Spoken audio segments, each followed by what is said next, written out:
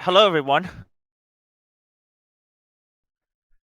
Welcome to Need for Speed Carbon. But first of all, this is an illegal street racing game, so... I'm fGeorjje. The moves that you and your crew do in the game are meant to stay in the game. In the real world, drive safe, obey the laws of the road, and always wear your seatbelt. This cutscene's a little bit of a meme in our community, so I figured I'd play it. But yeah, welcome to Need for Speed Carbon. This is the successor to Need for Speed Most Wanted, and this is New Game Plus Career 90%. So we're pretty much allowed to set up our save files, you know, do a lot of kind of like glitches, and I need to explain the save file before I start the run. I need to explain these save files a little bit. So this is our warp save file. We're going to be using that later in the run, and this is essentially just a completed New Game Plus save file that beat the final boss of the game. That's important because it's going to reduce the memorying to remember this event. It's going to improve the memorying to this. Saves like a second or so. And this is going to be our actual save file, which you can see I can start the career right now, but it has everything unlocked. And that glitch, the career reset glitch, also has another thing where you can, while you reset in career, you can essentially store a location, and right now, essentially a location to free roam into. And that location is currently on a car lot somewhere in another boss's territory, but that's I'm gonna explain that more during the run. You just gotta keep that in mind. There's essentially, you know, the career reset glitch, which I'm gonna explain in more detail during the run, and I have a secondary save file to do a warping glitch later, but I'm pretty much ready to go, so I'm just gonna double check if we're ready on time here. I think we should, because Stinger just muted himself. I'm guessing Stinger is monitoring the audio right now, so I'm gonna start in 5, 4, 3, 2, 1, go.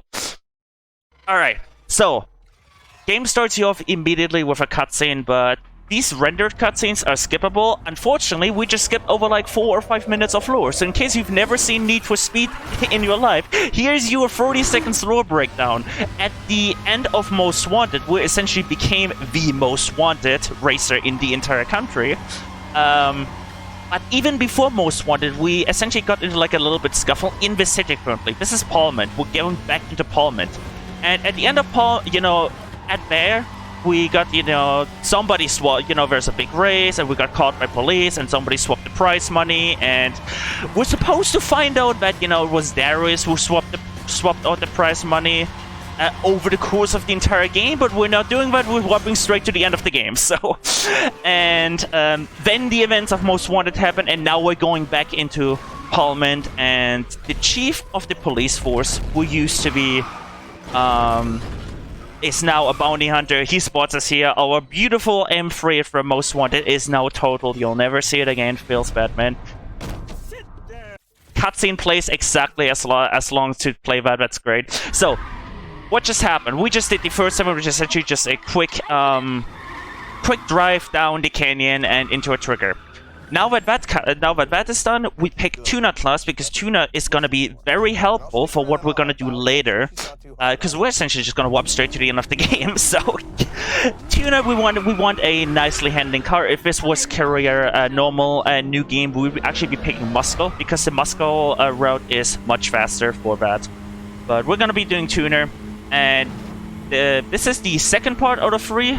Out of prologue, which is tutorial. We just did the first part earlier. We did the quick chase down the canyon, and now we're in tutorial, where Nikki, the driver in the red Ford GT, is gonna explain us how the cruise system works in this game.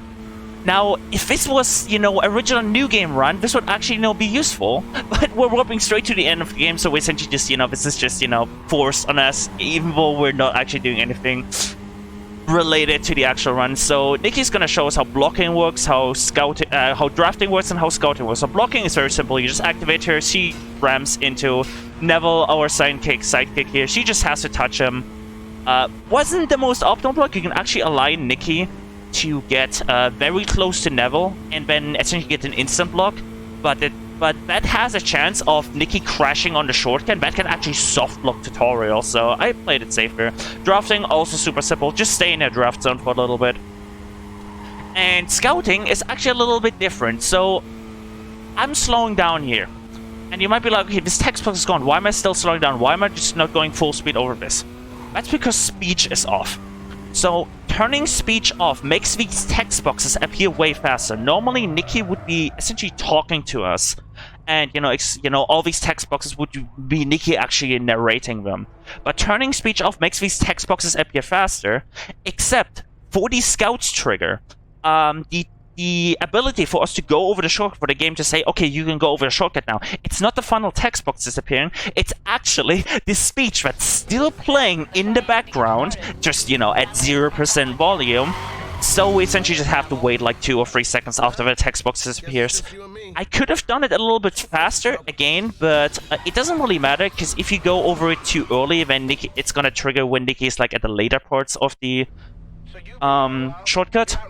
So it doesn't really matter when you go over, as long as you're not super too late or super too early. If you're super too early, you have to take the next shortcut, and that's gonna lose you like 20 seconds.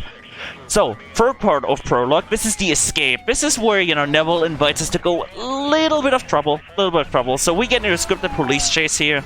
And this is probably the second biggest RNG thing of the run, because we're gonna have 3 scripted police cars behind us. No more further police are gonna spawn. So how are we going to take them out? Because we're also going to head to a safe house. And the easiest way to take them out is to hope for a truck. For those who've played Most Wanted, you're going to know what I'm talking about, but for those who've never seen Need for Speed, on the highway, you can find trucks. There's car trucks and there's log trucks, and if you hit their side, they will drop their cargo on the floor, and that cargo will essentially insta-kill all police cars. And obviously that's the fastest way, to get rid of all cops. Unfortunately, it looks like a cop overtook me, but I spun him out, so bye-bye. Looks like I'm not getting a truck, but I may have to resort to manually getting rid of the cop here. Actually, there's only one. No, there's a truck. So I just hit the truck like this, and the police car didn't follow me there. Okay, I'm gonna have to take out. This, in a PB pace run, would be a reset if this cop car would, please... There you go. These paper police are essentially just, it's paper police. You can just hit them once and they die. Unfortunately, super bad escape. That is, probably 25 seconds lost to an optimal escape. Preferably, if you want an optimal escape, you want a truck somewhere around the long 180. And me crashing with a traffic curve does not matter because I'm in cooldown. And as long as I get to the safe house in time, it's gonna be all fine. And now I can just park my car over the trigger to go over the safe house, and instead of having to wait for anything, it just goes into, finishes the escape. Normally, Neville's supposed to tell you that, hey, meet me up at the safe house. It actually spawns an SMS message. And if you're too early, if you get a truck too early, then you're actually gonna get that SMS message. You're gonna lose like a second. Anyway, this is where it gets really interesting. So... there's gonna be like 50 seconds of me just, of a little bit of cutscene where I'm gonna explain the warp. Also, because this is New Game Plus, the game thinks we have a logo, so we need to go past this. We essentially need to say, oh, we want to overwrite our logo. Alright, what's gonna happen now is... I'm going to be one-warping straight to the end of the game. The way you one-warp in this game is you select a track in Quick Race, and then you enter an event from Free Roam in the career, and then change your active crew member. But before I'm going to do that, I'm also going to slightly abuse that this is actually not a, start new save file. This is actually from a reset career, which has everything unlocked. And you start out with some cash. Unfortunately, this game still has cash. We still start with the original cash. But the cash we have is just barely enough to get an engine upgrade for our car, which is going to be super useful. We set it to horsepower because... Okay, I'll explain that later because there's going to be a lot of stuff happening here. So, warp save file. We have to save here because the game doesn't autosave after escape. So I'm now on a different save file. I'm now not on the save file that has the final battle, the final canyon duel of the game unlocked, which is Eternity Pass. So now I just tapped it in. I just exited out immediately, go back onto my actual run save file, and I spawn here because when I reset the career for this save file, I did it by getting busted. And getting my last car component. Before that, I went to the safe house in this territory, which is Kenji's territory. You don't have to know where it is, it's just, a safe house here. And that's gonna make a drive to this event much faster. I change my active crew member, and the game loads the track from the quick race, sees Eternity Pass, thinks, oh wait, Eternity Pass, that's the canyon duel of the final track in the game. You must be challenging Darius. Because tracks are linked, essentially boss events are linked to the respective tracks. So if the game loads Eternity Pass in career mode, the game essentially thinks, oh, you're facing Darius. Here's a slight problem though. You're noticing a slight difference in horsepower here. This guy also. No one can touch me. Yeah. This guy's driving an R8. We're in a Mazda RX-8 with like a little bit of an engine upgrade. So we're like, oh, he's just gonna speed ahead of us. You're just gonna instant lose. No, because this game's also got reverse rubber band. So if you've heard of rubber band, what the hell is reverse rubber band? Reverse rubber band is essentially if your car is really slow, your opponent's gonna go slower. If that wasn't the case, Darius would literally just speed ahead of us and we'd lose the race by Darius pulling away from us. Speaking of pulling away, we're in a canyon duel now. What exactly are canyon duels? So in the top right corner, you can see a point counter. And that point counter increases, essentially increases, and the closer we are to Darius, the faster it's going to increase. Essentially, if I'm closer to Darius, I'm going to gain more points over the entire track. Unfortunately, I'm not doing so well right now. You can already hit like 40k here, but you know, I'm commentating at the same time. And then when you're done driving this track once, you drive the same track again, but at that point, Darius will be chasing us, and we're going to be losing our points depending on how close Darius is to us. Except, if you overtake your opponent in your canyon duel, you would skip stage 2 completely, and even though we're driving essentially a really bad car, you can actually do it. It's actually the spot car, but where you can do it. It's coming up right now. Unfortunately, it is incredibly rare. Darius essentially has to mess up really badly, and I didn't take that hairpin good anyway, so yeah, I'm not doing too good on points. I did some practice earlier, but I don't know. I'm not playing so well, so I should be having a little bit more points here. Unfortunately, we're not getting the stage 1 and the stage 2 skip. We're not getting the overtake, which means we're going to be going into stage 2. So we're going to be driving the same track again, the same corners, everything, except Darius will be chasing us this time, and we're going to be losing our points depending on how fast how close Darius is to us. So we're now in stage 2. Darius is chasing us. We have like 110,000 points. Now, as much of this game has reverse rubber band, that's not gonna give us enough. Essentially, at some point, we are going to run out of points, and we're not gonna make it to the finish line with points remaining. Womp womp, I know, right? Bad. But, we have... I mean, if that was the case, then I wouldn't be running this. So, there's a little thing in this game. The chasing car in a canyon duel, which is currently Darius, but in stage 1 that was us, is not supposed to hit the chase car. Essentially, if you want to, like, say, you want to overtake your opponent, you're supposed to do it cleanly, you know? Don't, you know, hit your opponent. And the penalty for that is 5,000 points. Now, since we're currently being chased, if Darius hits us, we would gain an additional 5,000 points. Actually, Darius gets the penalty, and we gain 5,000 points. Now, the thing is, obviously, the game can't differentiate between, you know, Darius intentionally hitting us and us, say, I don't know, brake-checking him on the final straights, right? You know, just let him tap us in the back a little bit. Problem about that is that if Darius overtakes us, there is no chance in hell we're overtaking him back. If that happens, I have to do stage 1 and 2 over again. If you lose stage 2, you have to redo stage 1 and 2 all over again, and it's bad, and hopefully it doesn't happen. So I usually start brake checking around 20,000 points, so I'm gonna go into 4cam. That makes it a little bit easier for me to see where Darius is, and this is the high action. If Darius overtakes me, that's it. And that's what we're gonna be doing for like the next few... If Darius plays it so slow, probably for the next 2 years, but it should be safe. That's like the most unfortunate thing if Darius is so slow, because he can easily swerve around and then overtake you back. You can see it in the rearview mirror. Darius really wants to overtake us right now. But time's gonna be coming out, times when I essentially cross the finish line. Actually, no, I'm gonna do style points. This isn't world record anyway. I'll tell you when time it's, because I'm gonna let the cutscene play. Darius is not speeding up at all, so this is just still Monkers. I'm not getting enough points. But there you go, there's the finish line. And a little bit of a style point cutscene, because this isn't record anyway, because my record is overtime, and time is now. Time is when the windscreen appears. And that's how you beat Need for Speed Carbon in something like, I guess, I'm gonna be guessing 12 minutes? I don't actually exactly know. I would guess it's something like a 1240 or 1250. But there you go, that's Need for Speed Carbon.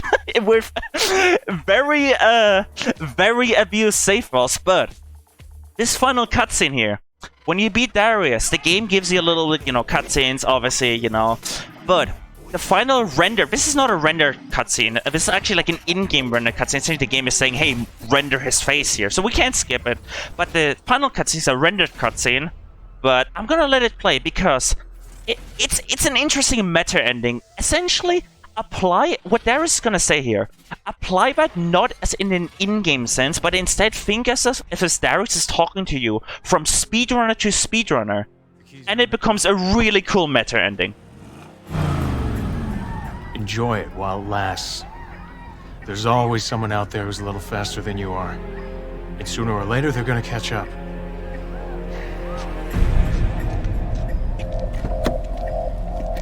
I upped my game audio there so I can clearly see what Darius is saying.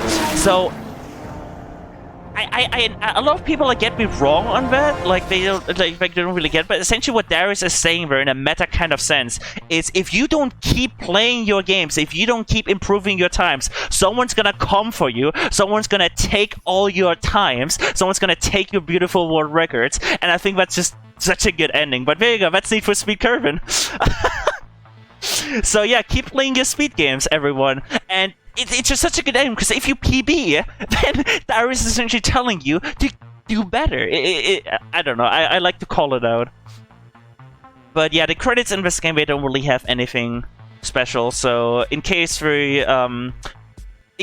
have time, I could show off how to actually make the save file, but I just got a message that I should finish it up. So, shoutouts. I want to shout out pretty much everyone from the Need for Speed community. That is, specifically, I want to shout out Lone Survivor, who currently does series moderation for all the boards. I don't know how you survived, buddy, but you still do. You still do, because our previous series mod Evil, when he signed up, no one was gonna fill that hole. Evil was still is a great community figurehead, but he couldn't do serious moderation anymore. I wanna shout out Lucky, T-Dog, Speed Booster, Renison, Cousin, Wiku, I already shouted out Renison. Who else? All the beautiful runners of this game. And I wanna also shout out the Need for Speed Carbon online Discord, because we're going to be having a tournament that actually starts today, which is going to be live broadcasted. So in case you're interested in that, that's going to be on the NFSathon channel. So let me just put that in chat quickly. And that's going to be starting. That's going to be starting today at 16 UTC, which is in roughly 8 hours from now. And it's going to be essentially like people, it's just going to be like an online lobby. And based on it's a really cool format. Essentially, all their times get summed up. We're all going to be racing each other at the same time. And we have... Normally, these tournaments aren't live streamed because, it's just an online... Because you can just go online lobbies. But this tournament, we actually have so many streamers. We're probably going to have quad POVs for absolutely everything. It's going to be great to watch. So, I'll be commentating that later on. So, if you want to see more Carbon, you can follow the NFSathon channel and... watch that later. But if you want to stay, if you want to, join the NFS community, I'm also going to be pasting a Discord link in the chat for the general Need for Speed community, which is, it's on Discord. We have a channel for every game. If you want to learn any Need for Speed, just, post in that game's channel. Ask for routing. Go on the speedrun.com page for that game. We have many resources for almost all the games. We have route images. Literally, most of the Need for Speeds are so simple that you can just, open up an image, load it up on your phone, and that's it. Oh, did the links not get sent? Could someone in the from the staff team repost the links when I'm done? I'll be DMing them to you. That'd be great. But yeah, that's pretty much it for me, and I hope you guys enjoyed Need for Speed Carbon. Bye bye.